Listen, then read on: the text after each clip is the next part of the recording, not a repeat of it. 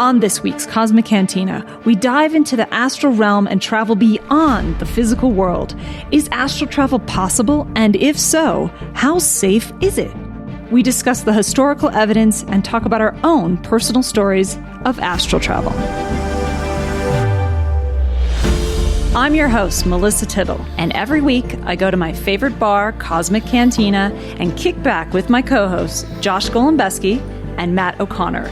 We talk about aliens, Bigfoot, ghosts, ancient cultures, and anything from the unseen world that needs a little illumination. All right, welcome to Cosmic Cantina. I'm your host, Melissa Tittle, and tonight we're drinking Stem Brewery again, Pear Apple Cider. Woo! We should be sponsored by these guys. I know. Done hey, this a lot. If What's you're taking so listening long? out there, we could use some more.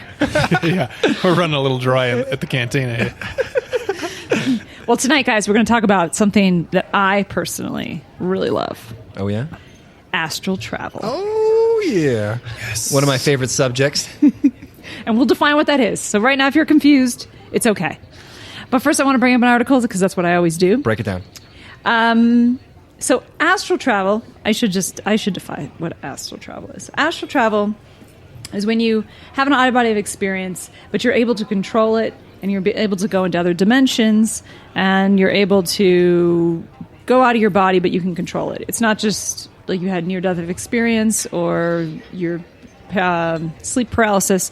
You're actually controlling your out-of-body experience. That is astral travel. This is very different from lucid dreaming, right? Because I've heard a lot of people say, like, "Oh, you're just lucid dreaming." Like that's a thing. Yeah. Astral travel is not. But I've heard people say, like, astral travel is like the 4K HD version of like lucid dream. Lucid dreaming, it's still kind of hazy. It's very dreamlike, but you can control it. Right. Yeah. Isn't lucid dreaming more like it's like you're a player in a video game and you can only see in front of you, but astral travel is you actually can see your body and you separate. It's, Yes, it's you like can your s- soul in a sense. Right, and you're not asleep. You're just in a very meditative state.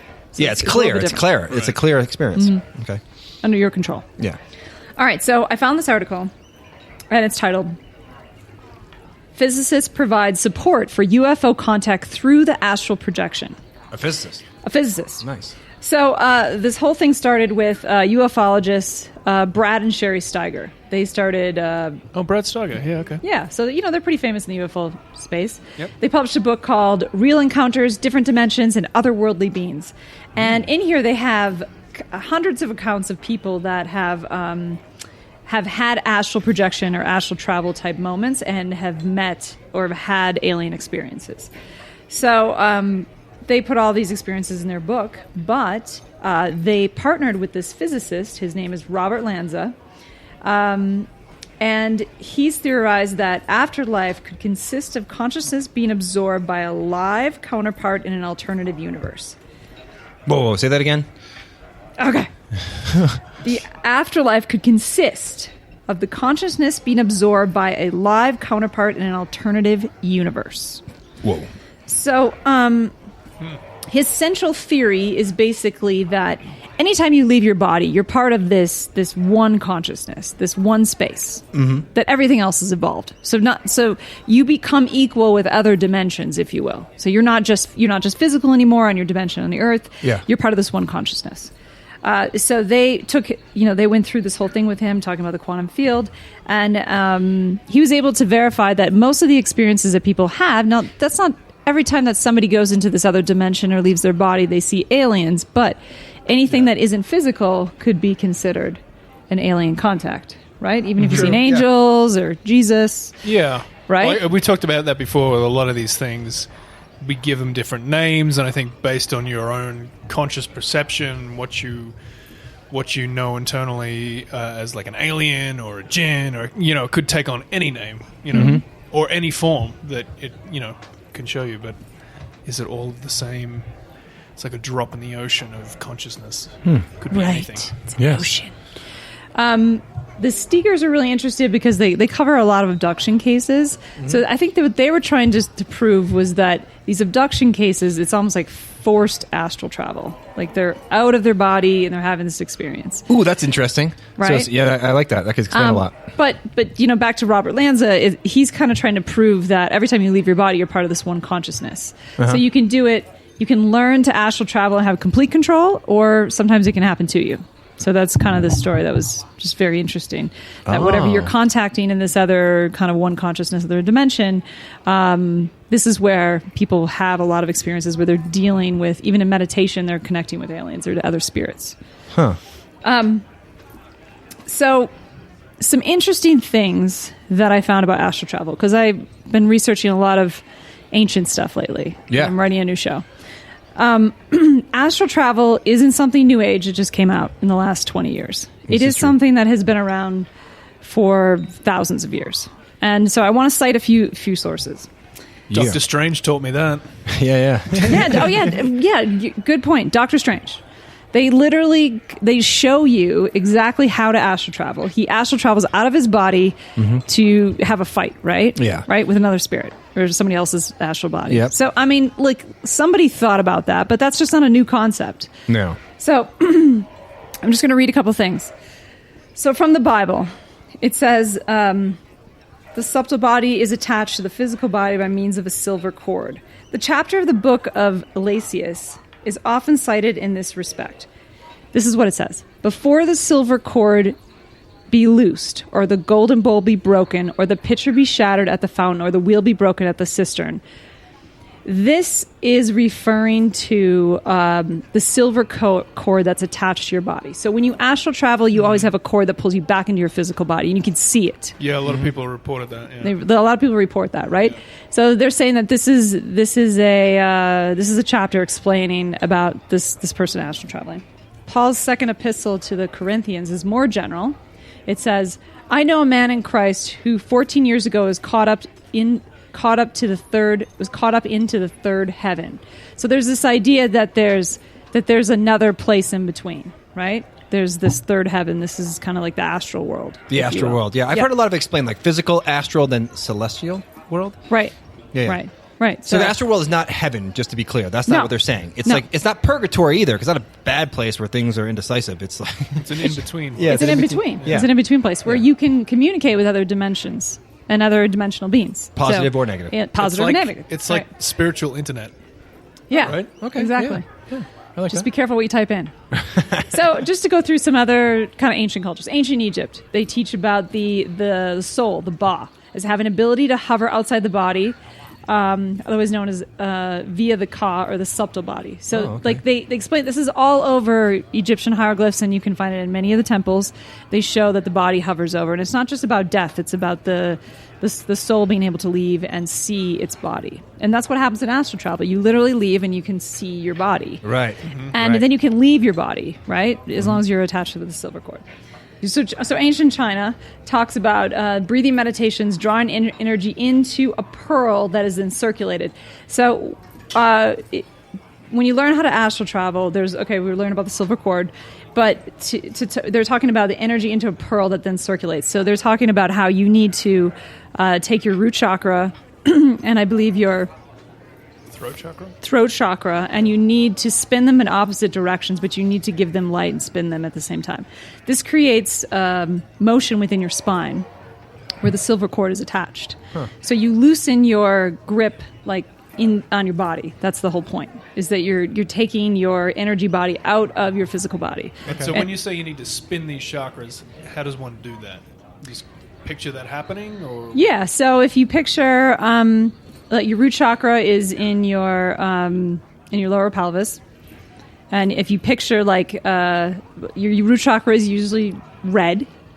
That's what people color it as, red. If you picture a red ball and you're spinning it to the right, so what you're doing is you're twisting your spine, and your energetic body is starting to separate from your physical body. Oh, that's interesting. I never heard the chakras tied to astral projection before. That's interesting. Yeah, definitely. So that's why this is interesting, because all these ancient cultures have these pieces of it, right? So the Bible talks about the actual silver cord that attaches you to your physical body. Yeah, which is crazy. China's talking about circulating basically two chakras that are in the bottom and the top of your spine. Hinduism is particularly talks about in the Mahabharata. They talk about the astral projection all over the place. Really? So it's not even a process. They just talk about it. It's a common fact in their culture. It's a common fact. This is what happens. And some Eskimo cultures talk about how that their leaders would leave their bodies for a certain amount of time to come back with new knowledge of things like how to hunt and how not to be depressed and what things they can eat and what faraway lands they should travel to. So it's connected around the world. Multiple cultures. Almost every ancient culture is pointing to this. Right. And then we all forgot a little bit in the Western culture for a couple hundred years. So basically, but we're getting back. Anybody who's been a leader of any ancient culture has learned how to astral travel and be able to perfect it. Wow. So it's not this New Age thing or some ufologists were, saying that this is what happens. Yeah. But so this is really interesting because there's a lot of people experimenting with it. Mm-hmm. And so I have a couple warnings about that. Is that Me too, but go on. This podcast is about to get really raunchy. Well, let me start off with some just clear facts. Is that if you are in a lower state of an energy state, like sadness, depression, that kind of thing, and you get your energetic body to leave, which is harder, by the way, if you're in that state. But if it leaves, you will go into a darker realm. Because that's what you're going to attract, just like you would in a physical world. See, this is what I've been reading about is setting an intention and, being in that right headspace before you attempt any of this shit. It's interesting. That's the same thing you do with psychedelics. You set a good intention before you go in. Yeah. You know? Right. Well, because psychedelics are sort of the same, right? You're literally falling into the astral plane. Right. It's almost like you're seeing the bleed through between the two worlds. Right. That's interesting. Yeah. So there's that, and then... there's also having a direction. Like, where are you going to go? Like, when I first astral traveled, I didn't, pick a direction. I was like, I just want to see if I can do it. Yeah, of course. And then I was just flying in space, like Mach speed. I was like, I don't know where I'm going. Like, instantly? Like, you just ran out of your body and suddenly you were in space? Or was there, a bridge between where you're in your room and you floated away and then... No, there was a moment where I left my body... And it was so free, and it was this amazing experience of being out of my body. Like I was like, oh, thank God! It was like this. You finally have wings. Like all the pain you feel, or the sadness you feel, or anything you feel, like you don't feel anymore. Wow! It's great. I want to try this. I'm gonna start spinning some chakras tonight. Yeah, you are. So you have some experiences with this. Have you finished with your definitions? Yeah. Okay. So let's go into some experiences. Okay. Yeah, can we hear your story? First-hand shit. Yeah, tell All me right, your story. I'll talk about this experience because it scared the shit out of me. So I did the whole chakra spinning thing. Yeah. All right, first of all, let me set the stage. I have an office off my living room. Mm-hmm. So I went into my office, which is off my meditation room. Yeah. I laid down on the couch, and I set my intention, and I wanted to be comfortable because I don't know how long this is going to take, right? So I laid down, did all the things I was supposed to do. Mm-hmm. And, it's probably 7 o'clock at night or something. And my partner was just watching TV. And he's like, she's doing weird shit, so I'll just leave her alone. And so this happened. I left my body. I was floating above my body. I could see all these dark spots on my body. Ooh. And I realized that there were parts that didn't have, the energy wasn't flowing.